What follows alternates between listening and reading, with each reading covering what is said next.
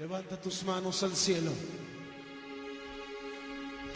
en señal de que quieres que luce tus manos y dile a través de este coro: heme aquí, envíame a mí, Señor.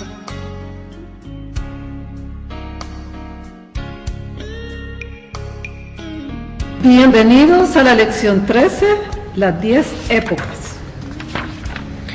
Cuando yo estudié el libro Misión Mundial, este era uno de mis capítulos favoritos, sigue siendo uno de mis capítulos favoritos, porque me recuerda el tiempo cuando en mi época de estudiante veíamos los acontecimientos históricos. Obviamente en ese tiempo lo veíamos desde una perspectiva puramente histórica, militar, política. Sí. Pero ¿por qué es importante que lo veamos un poquitín más allá de eso y lo veamos desde la perspectiva bíblica? Bueno, yo creo que hay un dicho que dice que el que controla la historia controla el futuro. Y creo que muchas historias que se han escrito son de una perspectiva para darnos una impresión de la importancia de ciertas cosas y acontecimientos, ¿cierto? Pero la historia de Dios se va desarrollando a pesar de las historias que estamos leyendo común y corriente.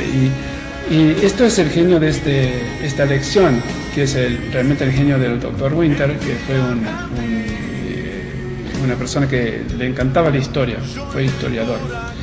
Y él estudiaba la historia para ver de esa perspectiva, de la perspectiva de Dios, qué aconteció, cómo fue avanzando el reino de los cielos, y lo fue marcando, y él descubrió que había 10 épocas, más o menos de 400 años cada uno, que iban marcando la historia del desarrollo del pueblo de Dios y de la extensión del reino de Dios en la tierra.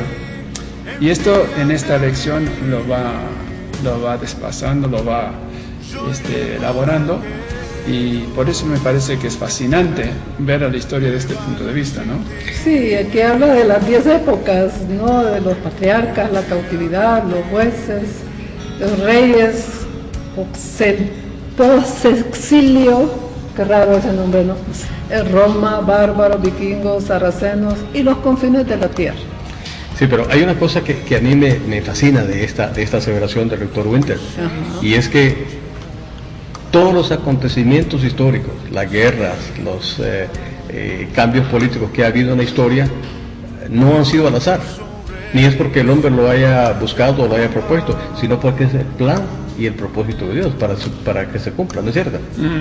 Y entonces deducimos o concluimos que incluso las guerras que tanto daño hacen son un instrumento que Dios utiliza para cumplir su propósito. Es cierto, es cierto. Acá una de las cosas que destaca esta lección es que Dios utiliza muchos medios para lograr sus propósitos. Nosotros sabemos que el pacto abrámico la intención es que Israel voluntariamente fuera de bendición a las naciones, que fuera de testimonio a las demás naciones, voluntariamente.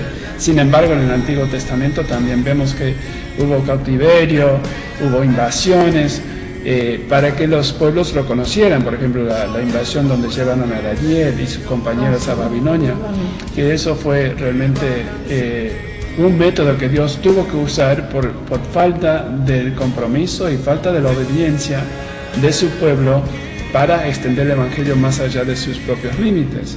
Entonces, esto es una de las cosas que destaca esta lección, y al leerlo uno comienza a darse cuenta que qué importante es alinearse con los propósitos de Dios, tanto en esta visión cósmica de la historia, tanto como también en nuestras propias vidas, ¿no? Claro.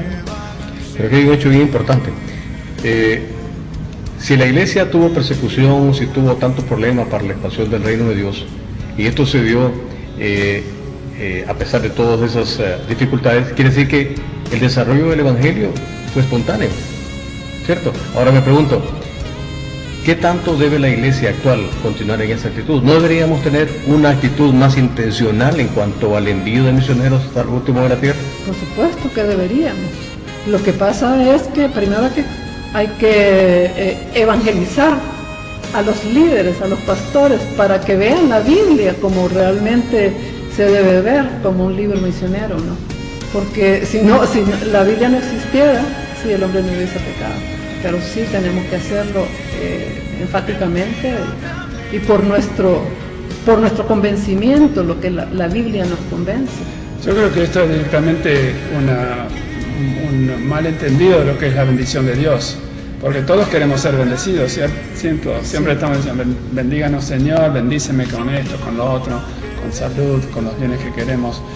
Pero volvemos al pacto abrámico, que Dios nos bendice para ser de bendición. Entonces cuando, como dice la hermana cariñosamente los pastores, que necesitan entender que la bendición no es solo para ellos, para su iglesia, sino para que también envíen misioneros que colaboren con la expansión del reino de Dios, porque si no pueden pasar cosas, honestamente. Y esto no estamos amenazando a nadie acá, pero Dios mismo ha mostrado por la historia que es fundamental que obedezcamos sus propósitos en la tierra como iglesia. Y a eso va esta lección.